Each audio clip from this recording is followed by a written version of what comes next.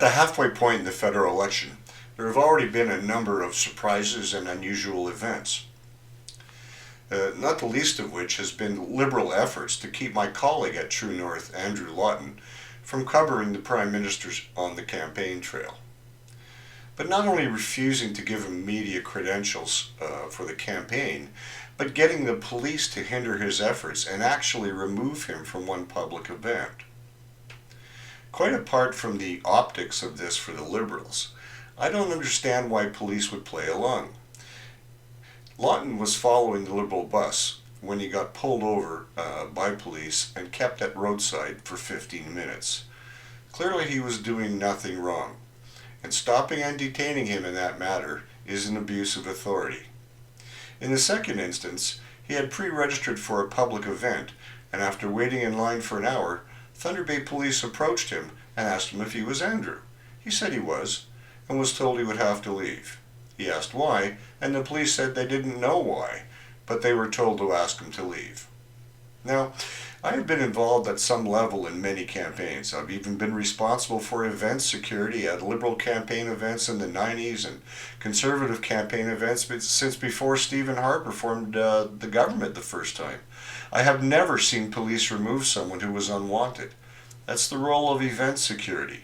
The police are only there if handcuffs are needed to take someone away to a wagon. Where was event security? Why would the police not tell whoever in the Liberal campaign structure that it just wasn't their role? We made a big deal of it here on True North, and the Liberals have since apologized to Lawton, but they still won't give him accreditation. Lawton is a former talk show host. He has written for a number of mainstream publications and appears several times a week here on True North. How the Liberals could possibly suggest he is not a bona fide journalist is anyone's guess. After spending $600 million to guarantee favorable media coverage, my guess is they didn't want to risk someone like Andrew asking hard-hitting questions that matter. But the weirdness of things in this campaign didn't stop there. There was the Green Party actually caught photoshopping a reusable cup and metal straw into the hand of party leader Elizabeth May. Perish the thought that champion of all things holy and green would be seen holding a single-use cup. Then there was Time magazine, breaking a story of Trudeau in blackface, purportedly at an Arabian Nights-themed black tie event at the exclusive private school he taught at in 2001. As the story got picked up around the world, other instances surfaced of Trudeau in blackface, including a video showing him making some bizarre ape-like gestures and seemingly with something like a cucumber stuffed down the front of his pants. It's hard to imagine anything more tone-deaf and racist as that. Trudeau did apologize for his actions and then moved on, and the media let him.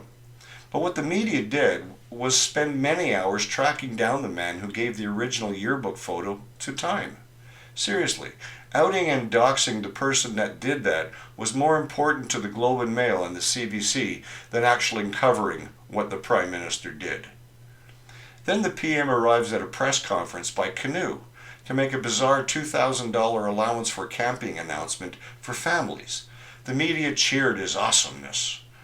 Remember when Stockwell Day arrived for a presser by Sea-Doo in the 2000 campaign and how the media was merciless in their criticism? Seriously, if indeed this is intended for the low end of the income scale, how does a low-income family, perhaps solely reliant on public transit, benefit from this at all? Or why do this after removing the children's art tax credit, the family sports credit, and the public transit tax credit? But let's encourage families to go camping. But none of the media present could be bothered to ask any of the hard questions. Maybe, if Andrew Lawton had only been credentialed. For True North, I'm Leo Knight. Unlike much of the mainstream media and the CBC, we don't receive any sort of government grants. We rely entirely on you for our existence. If you like what you see here, please go to tnc.news and click on the donate link. Thank you for supporting independent journalism.